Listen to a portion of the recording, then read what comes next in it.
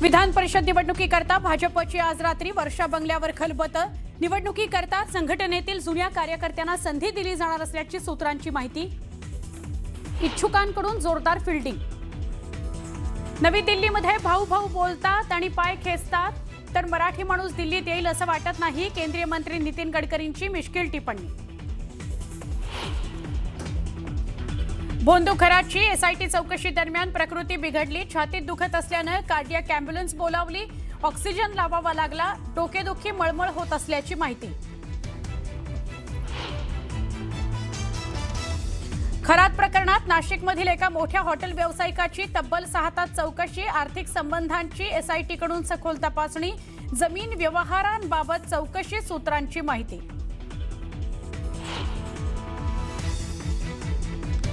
नाशिकच्या टीसीएस मधील धर्मांतर प्रकरणानंतर एसआयटीकडून हेल्पलाईन नंबर, हेल्पलाईनवर 20हून अधिक तक्रारी प्राप्त।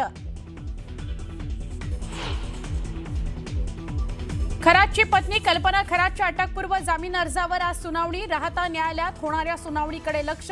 फसवणूक आणि सावकारी प्रकरणात दाखल गुन्ह्यांमध्ये आरोपी असलेली कल्पना खरात अद्याप फरार।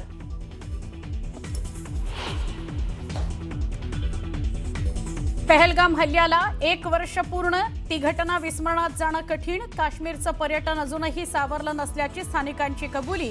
न्यूज 18 मराठीच्या प्रतिनिधीनं जाणून घेतल्या स्थानिकांच्या भावना।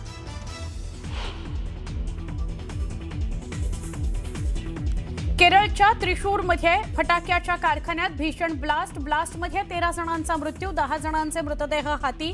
पंतप्रधान नरेंद्र मोदींनी व्यक्त केला शोक, मृतांच्या कुटुंबियांना प्रत्येकी 2 लाखांची मदत। इराणसोबतच्या शस्त्रसंधीत ट्रम्प यांनी केली आणखी वाढ, मात्र हॉर्मुझची नाकाबंदी सुरूच ठेवणार असल्याचं केलं स्पष्ट। आजपासून केदारनाथ मंदिर भाविकांकरता खुलं, दर्शनाकरता उसळली भाविकांची गर्दी।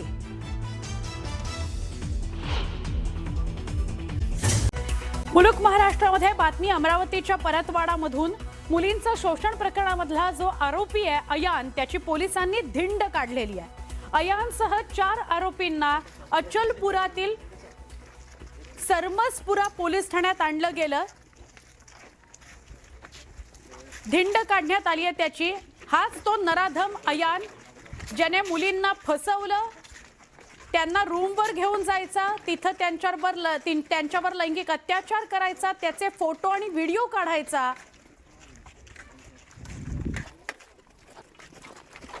अनेक मुली यामध्ये पीडित आहेत, त्यांना विचारल्यानंतर ही गोष्ट लक्षात आली की त्यानं काय केलेलं आहे।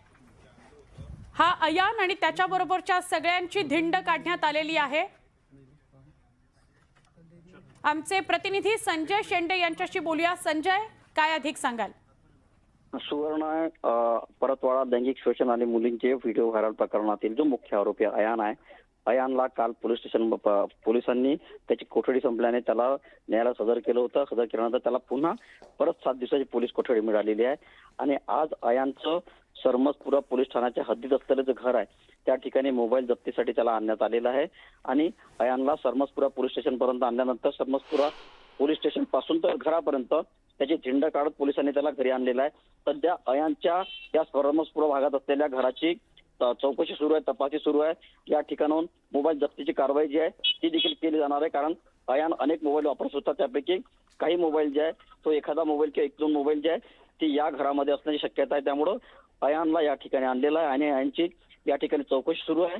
अयानच्या चेहऱ्यावरचा जे नेहमी जो काळा कापड असतो तो कापडही काढण्यात आला होता आणि त्याची जे सरमसपुरापासून तर पोलीस स्टेशन पासून तर घरापर्यंत झिंड काढण्यात आलेली आहे। पोलीस आताही या ठिकाणी क्राईम ब्रांचचं पथक आहे, एसआयटी मधील पोलीस अधिकारी कर्मचारी जे आहे ते सध्या अयानच्या घराची या ठिकाणी झाडाझडती घेत आहे आणि या झाडाझडतीमध्ये नेमकं काय सापडते हे पाहणं महत्त्वाचं ठरणार आहे। एकूणच या प्रकरणात आतापर्यंत आपण बघितलं तर 8 आरोपींना अटक करण्यात आलेलं आहे।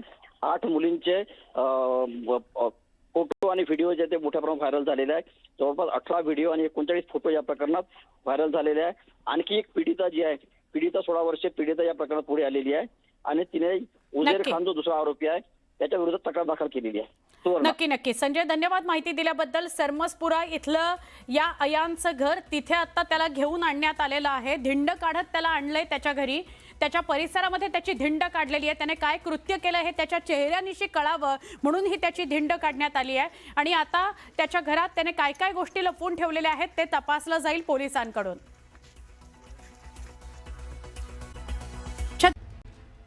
त्यावेळेला थोडीफार प्रमाणात कोंडी होत असते, हे मान्यच करावं लागेल. पण काल मोर्चा निघाला असताना आमच्या एक भगिनी, एक महिला त्या ठिकाणी आल्यात आणि त्यांनी खूपच संताप आपला व्यक्त केला. त्या फारच चिडलेल्या होत्या आणि वाटेल तसं खरं म्हणजे त्या बोलत होत्या. त्यांनी तसं बोलायला नको होतं. तिथं त्यांनी काय सांगितलं, पोलिसांना कंप्लेंट द्यायची होती. मी त्या ठिकाणी होतो, बाईट देत होतो आपल्यासमोरच. तिथेही त्या आल्यात. तुम्ही असं कसं करू शकता, तुम्ही रस्ते बंद कसे करू शकतात, म्हणजे आता मी सांगू शकत नाही अशा त्या भाषेमध्ये त्या बोलत होत्या. तुम्ही ग्राउंडवर जा, आतमध्ये रस्त्यावर उतरता बिलकुल कामा नये. आणि पोलिसांनी त्याला समजवण्याचा प्रयत्न केला. तेव्हा पोलिसांशी ते फार म्हणजे जे नको त्या भाषेमध्ये बोलायला लागल्यात. त्यामुळे पोलिसही, महिला पोलिसही त्या ठिकाणी आल्या होत्या. पण तो आम्ही अतिशय संयमाची भूमिका घेतली. मी त्यांना सांगितलं की 10-15 मिनिटांमध्ये आम्ही रस्ता क्लिअर करतोय, आम्ही पुढे निघून जाऊ. पण त्या अजिबात ऐकायला तयार नव्हत्या. त्या सगळ्या ओघाओघात त्यांनी एक पाण्याची बाटली उचलली, ती फेकून मारली कुठेतरी महिलांच्या मोर्चावर.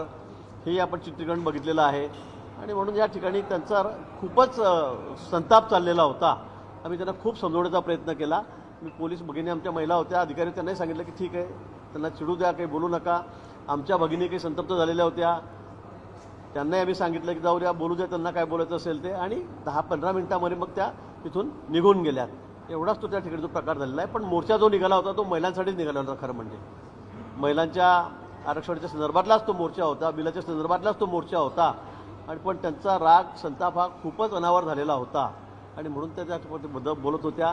पण यापुढे निश्चित आम्ही अशी काळजी घेऊ. मोर्चा असला, आंदोलन असले की असे प्रकार नेहमी घडत असते याची आपल्या सर्वांना कल्पना आहे. पण पुन्हा मी सांगेल की पुढच्या वेळी आम्ही या संदर्भामध्ये अधिक काळजी घेऊ.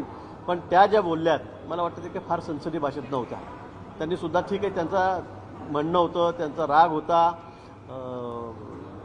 ते त्यांनी वेगळ्या भाषेने ते मांडू शकल्या असत्या, तक्रारही करू शकल्या असत्या पोलिसांकडे. पण पोलिसांनीच आम्हाला परवानगी दिलेली होती.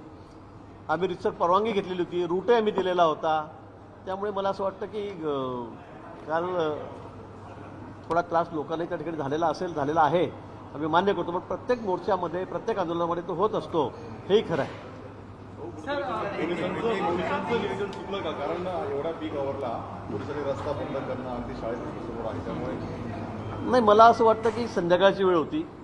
5:30 वाजता आमचा मोर्चा निघाला त्या ठिकाणी. आणि मोर्चा मात्र काही रात्री तर निघू शकणार नाही. आणि मोर्चाचा मार्ग ठरलेला होता, परवानगी मी मागितलेली होती. त्यामुळे मला असं वाटतं नियोजन वगैरे कुठेही चुकलेलं नाही. पण तर एखादी भगिनी आमची येऊन त्या ठिकाणी अशा पद्धतीने बोलते, कुठेतरी बाटली फेकून मारते मोर्चावर, तर हेही काही योग्य नाही. आणि तो मोर्चासुद्धा महिलांचाच होता, महिलांच्या आरक्षणासाठीच होता, महिलांच्या हक्कासाठीच तो मोर्चा होता. पण मला असं वाटतं की त्यांचा राग फारच अनावर झालेला होता, त्यांचा सध्या फार अनावर झालेला होता. पण त्या काही असंसदीय भाषेमध्ये बोलत होत्या, हे काही योग्य नव्हतं. ट्रॅफिक जाममुळे खरं तर त्या वैतागल्या असल्याचं त्यांनी स्पष्ट केलं होतं. 1 तास त्या अडकल्या होत्या, त्यांना मुलाला पिक करायला जायचं होतं, तिथे लेट झाला असल्यामुळे त्यांचा तो संताप अनावर झाला असल्याची माहिती होती. नाही, बरोबर आहे ना. मी सांगितलं ना आधी की असे मोर्चे असले की ट्रॅफिक जाम होतात, लोकांना त्रास होतो, त्यांचाही त्रागा वाढतो. हे खरं आहे. हे या बाबतीत कोणाला आम्हाला त्या मान्यच नाही आहे, मान्यच आहे.